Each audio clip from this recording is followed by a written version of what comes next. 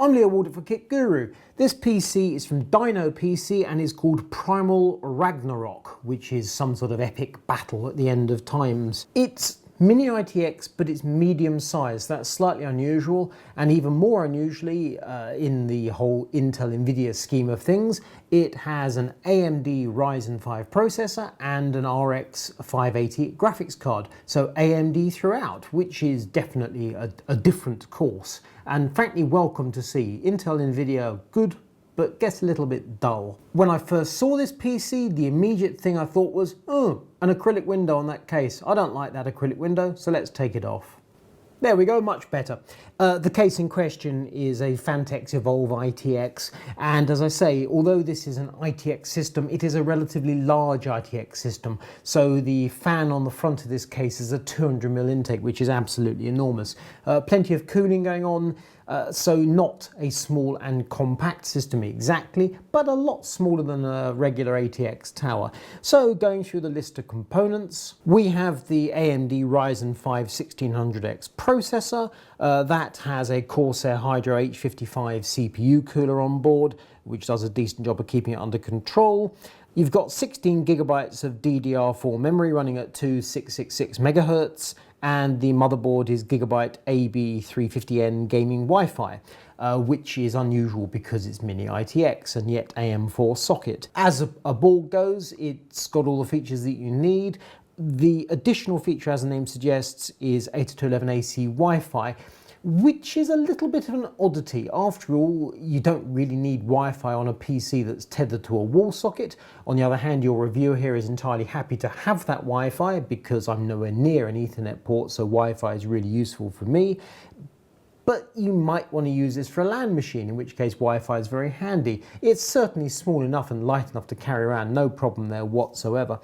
On the rear of the Gigabyte motherboard, we have a Samsung 256GB Polaris SSD, which looks very dull. It's a PM961 model, which I think is on those OEM jobs, but nonetheless it's M.2 and NVMe PCI Express, so high performance, but it doesn't look anything particularly special. And to back up that 256GB SSD, we have a 2TB Seagate BarraCuda, because the C is capitalized in the name, you see. Hard drive in one of the two drive bays, which are hidden away. And then you've got a Corsair TXM series power supply. That's a TX650M, so 650 watts and 80 plus rated gold. And it runs Windows 10, just as you'd expect. The warranty is a stonking 5-year bronze, so 5 years, wow. I mean, what more could you want from life? The CPU is it's one of the slight oddities in that Ryzen 5 and Ryzen 7, every man and his dog overclocks them slightly. And yet this Ryzen 5 is not overclocked. The rated speed's 3.6 GHz to 4.0 GHz, but the typical all-core speed is 3.7. And as we know, any Ryzen worth its salt, you can push to about 4 GHz, particularly when you've got a liquid cooler on board and a whopping great big air cooler at the front, plus an exhaust fan at the back. So cooling this really isn't a major problem. If you want to get a bit more speed out of it, that would be easy enough. And yet I'm surprised to see DinoPC is not offering either a factory overclock for this or the option of having it overclocked. I just kind of assumed they would. There's no particular reason why they should, you understand. It just seems what you expect. I am quite sure that were you to spend 3 or 4 minutes working on this, you'd get another 100 or 200 megahertz without any difficulty whatsoever. Whether it's worth doing that, slightly different question, but hey-ho. The graphics, MSI Radeon RX 580 8GB, that's the Gaming X graphics card. Now, in terms of styling, it fits into this red and black PC very nicely indeed. Performance of RX 580, it's a funny thing. Immediate reaction is, it was nothing special. And now we've got Vega, which is a different thing altogether. RX 580 is fading into the past. And yet the curious thing is, as Apple has shown recently by using RX 580 in their newer iMac, that graphics chip's actually got some stonk to it. But if you're just going to play games and rather than doing compute type stuff, it performs okay. I mean, it's nothing special, it just plays fine. Gaming at 1080, our results show absolutely happy, no problems whatsoever. Nothing too exciting. There we go.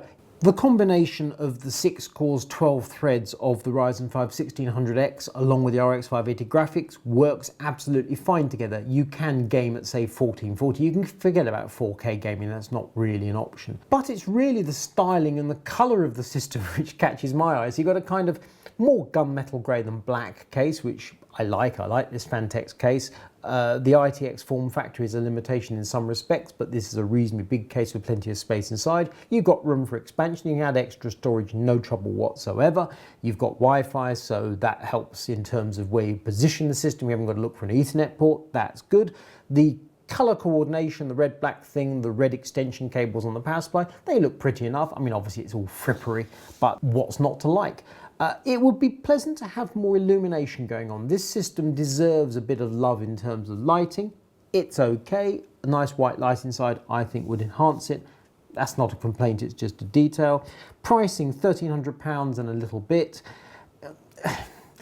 It's kind of middle of the road, isn't it? That's not super high-end by any standards, but neither is it under the psychological £1,000. You're in that, that's quite a lot of money to spend territory, and we are squarely up against, what, Core i5 and GTX 1070 territory, I would have thought. And in that sense, this PC is treading a different route, but it's not saying I can take on Core i5 GTX, or indeed Core i7 and GTX 1070 and beat them all over the park. It's just doing much the same thing in a slightly different way. The fact this is a 6-core processor, I honestly do not think you'll notice the difference between a 4-core, 6-core or 8-core unless you're doing hardcore video editing. And that is where this PC does have the legs on a Core i5. Those extra cores help if you're going to do something that uses them. And the fact is most people do not. If you're looking at photos, shopping on the web, playing games and such like, 4 cores, 6 cores, it makes very little difference. If you're doing video editing, something that uses the cores, yes, bonus, and very nice too. Almost the best thing I can say about the current crop of Ryzen processors is you don't really notice that they're not Intel, which is actually high praise. It doesn't sound it, but it is meant that way. The fact this is a Ryzen 5 rather than a Core i5 or indeed a Core i7, it doesn't matter. It works, it does the job. It's got DDR4, it's got a speedy SSD, it delivers, it's good. I would like to see a little bit more performance out of the processor, but I think the average user could overclock it themselves without too much difficulty, if they can be bothered. On the plus side, the fact it's not overclocked means if you come to update the BIOS or some sort, you haven't got to mess around the settings, so perhaps it swings and roundabouts. DinoPC Primal Ragnarok packs in a decent list of features. There is, to be blunt, nothing earth-shaking about it apart from the name. It's got a decent amount of storage, it's got a fast SSD, it's got enough memory, the graphics are okay, the processor's okay, it cools well, it looks good. There's no complaints, nothing you can actually say, that bit I do not like, with the exception of the acrylic window on the case. These days glass is just de rigueur. But other than that, it's a solid performer and a decent little gaming PC. If you like this video, thumbs up. If you don't, thumbs down. If you want more from Kit Guru, do click to subscribe. I'm Leo Warder for Kit Guru. This is DinoPC Primal Ragnarok.